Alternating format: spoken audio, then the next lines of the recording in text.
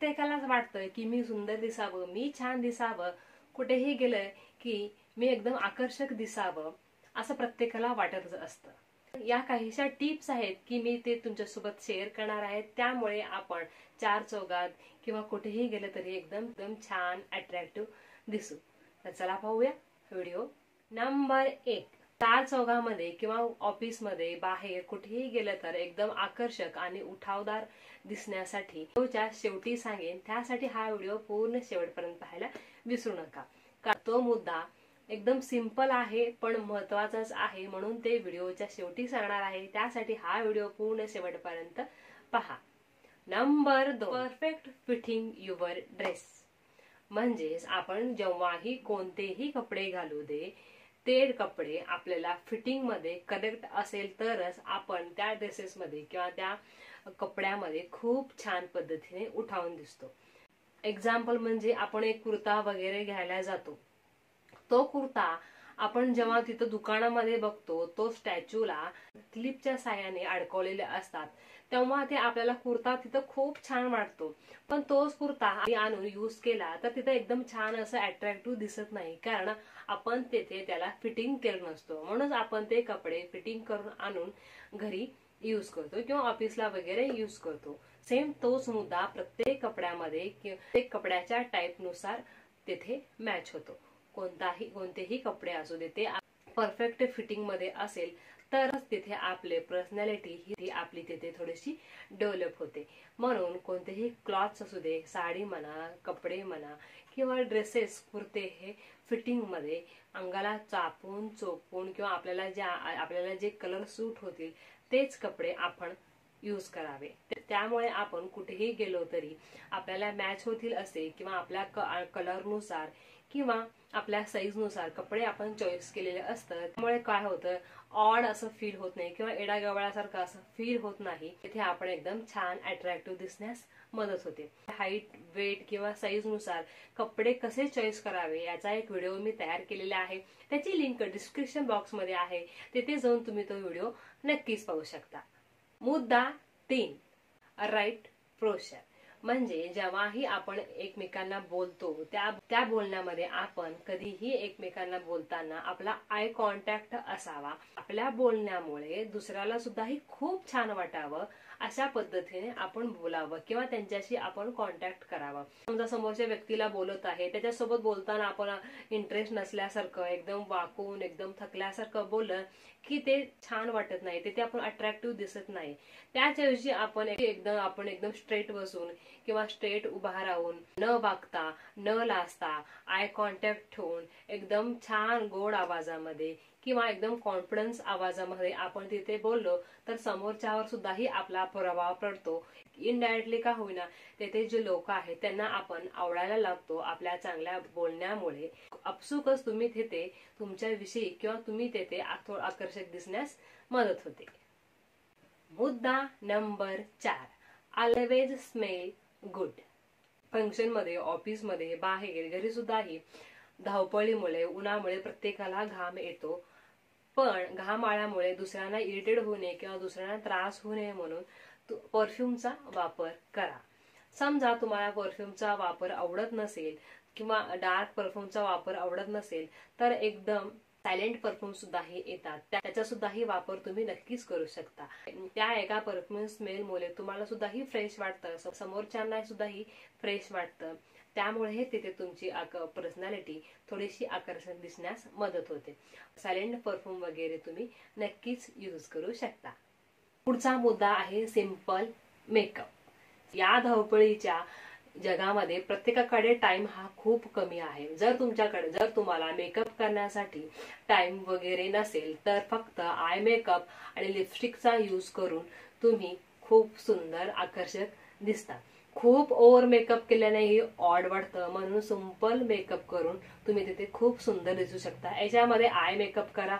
Eye makeup मध्ये सुद्धाही खूप dark eye makeup करू नका, एकदम लाईट आय मेकअप करा। समजा तुम्हाला आय मेकअप सुद्धाही येत नसेल, फक्त मस्कराचा आणि काजळचा वापर करून सुद्धाही तुम्ही खूप छान पद्धतीने उठावून दिसतात। त्यासोबत फक्त लिपस्टिकचा वापर करा। ऑफिसला वगैरे जात असाल किंवा घरीच असाल तर न्यूड लिपस्टिक येतात, त्याचा वापर करून सुद्धाही तुम्ही सिंपल लुक मध्ये सुंदर दिसण्यास नक्कीच मदत होते. पुढचा मुद्दा आहे ग्रूम युअर नेल्स. एकेकांना नख वाढवायला आवडतात किंवा एकेकांना नख वाढवायला आवडत नाही. पण नख वाढवल्याने हातही छान दिसते, आपली पर्सनॅलिटी ही छान दिसते. नख वाढवलं की काम झालं एवढंच नाही. जेव्हा आपण नख वाढवतो त्यानुसार त्याची काळजी घ्यावी लागते. ते नख स्वच्छ ठेवावे लागतात. आपण स्वयंपाक करत असतो, जेवण करत असतो, या सगळ्या गोष्टी असतात. मग जर तुम्हाला नख वाढवायचे असतील तर त्याची काळजी सुद्धाही तुम्ही घेऊ शकत असाल तरच नख वाढवा. तुम्हाला जर नेल पॉलिश लावायला आवडत असेल, ऑफिस वगैरे वगैरे तुम्ही जात असाल तर एकदम लाईट कलरच्या नेल पॉलिश तुम्ही यूज करू शकता. एकदम डार्क नेल शेड आवडत असेल तर डार्क नेल शेड सुद्धाही तुम्ही वापरू शकता. पण डार्क नेल शेड मध्ये एक प्रॉब्लेम होतो, थोडासा नेल पॉलिशचा कलर वगैरे गेला तरीही तेथे आपले नेल्स एकदम खूप छान दिसत नाहीत, दिसायला बघायला सुद्धाही छान वाटत नाही. मग तेव्हा ते तुम्ही पूर्ण रिमूव्ह करून आणखी एकदा कोट तेथे लावू शकता. अशा प्रकारे नखांची वेळोवेळी काळजी, त्याचा आकार, कलर याच्यावर सुद्धाही आपली थोडीशी पर्सनॅलिटी अवलंबून असते. पुढचा मुद्दा आहे टेम युअर हेअरस्टाईल.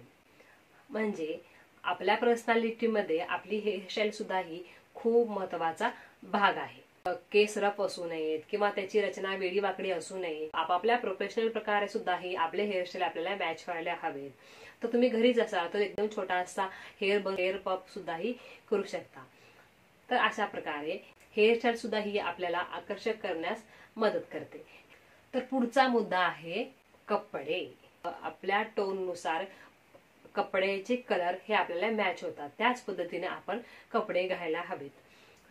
कधीही कपडे घेताना प्लेन, स्मूथ, थोड्या छोट्या प्रिंटेड असलेले, डार्क कलर नसलेले, लाईट कलरचे कपडे आपण चॉईस करायला हवे. त्या कपड्यामुळे आपण आहे किंवा आपण जे आहे ते चार चौघामध्ये उठून दिसण्यास मदत होते. डार्क कलरचे कपडे हे लग्ना वगैरे मध्ये सुद्धा छान दिसतात. त्या कार्यक्रमानुसार, त्या फंक्शन नुसार कपडे वेगवेगळे ठरतात. पण ऑफिसमध्ये, घरी वगैरे किंवा नॉर्मली जेव्हा आपल्या तिथं लग्न वगैरे नाही तर अशा वेळेस तुम्ही लाईट कलरचे कपडे, पेस्टल कलरचे कपडे आपण नक्कीच वापरू शकतो. ज्वेलरी. साड ज्वेलरी घातलं की तिथं आपण खूप वेडवाकडं किंवा ऑड दिसतो. सिंपल ज्वेलरी घाला तुम्ही तिथे खूप आकर्षक दिसतात. ज्वेलरी सुद्धा ही कपड्यानुसार, ड्रेसेसनुसार सुद्धा ही चेंज होते. जितकी कमी ज्वेलरी किंवा जितकी मोजकीच ज्वेलरी तितके आपण तेथे उठावून दिसतो. त्या करेक्ट कपड्याला मॅचिंग होतील अशी किंवा त्या करेक्ट फंक्शनला मॅचिंग होतील अशी एक दोनच ज्वेलरी घातलात तर तुम्ही तिथं खूप छान पद्धतीने अट्रॅक्टिव्ह, स्टायलिश दिसतात. तर मुद्दा नंबर 1 तो म्हणजे आहे कॉन्फिडन्स. कधीही कोणीही असू दे, कॉन्फिडन्स असायला पाहिजे. मी जशी आहे, माझा जसा कलर आहे, माझी जशी पर्सनॅलिटी आहे, माझी जशी हाईट आहे, माझं जसं वेट आहे, अशा प्रत्येक देवानं जे दिले आहे, देवानं प्रत्येकालाच या भूमीवर खूप छान पद्धतीने तयार करूनच पाठवलं आहे. देवानं ज्या स्वरूपात पाठवलेलं आहे त्या स्वरूपात स्वीकार करून त्याचा सन्मान करून जगायला शिका. मी काळी आहे, मी गोरी आहे, मी खूप हाईट आहे, मी खूप गिड्डी आहे, मी जाडच आहे असं न करता जे आपल्याकडे आहे त्याचा सन्मान करून एकदम कॉन्फिडन्सनी राहायला शिका. म्हणजे कॉन्फिडन्स भरून मी सुंदरच आहे, स्किन टोन सुंदर आहे, माझे केस सुंदर आहेत, या रचनेनं आपण जेव्हा किंवा मी चार चौघामध्ये उठावून दिसतच आहे, मी तेवढी सुंदरच आहे मी, या कॉन्फिडन्सनं आपण जेव्हा समोरच्या व्यक्तीला बोलतो तेव्हा तेथे आपण अपसुकच न कळत का होईना उठावून दिसतो 100%. म्हणून अगोदर कधीही पहिला स्वतःवर प्रेम करायला शिका. तुम्ही स्वतःवरच प्रेम किंवा स्वतःला प्रेम केला तरच किंवा स्वतःला टाइम दिलं तरच दुसरे तुमच्यावर प्रेम करतील, हे जग तुमच्यावर प्रेम करेल.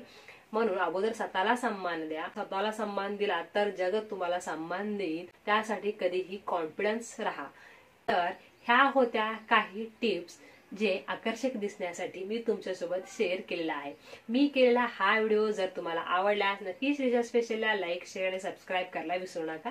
हीच विनंती. व्हिडिओ पूर्ण पाहिला त्याबद्दल तुम्हा सर्वांचे अगदी मनापासून धन्यवाद.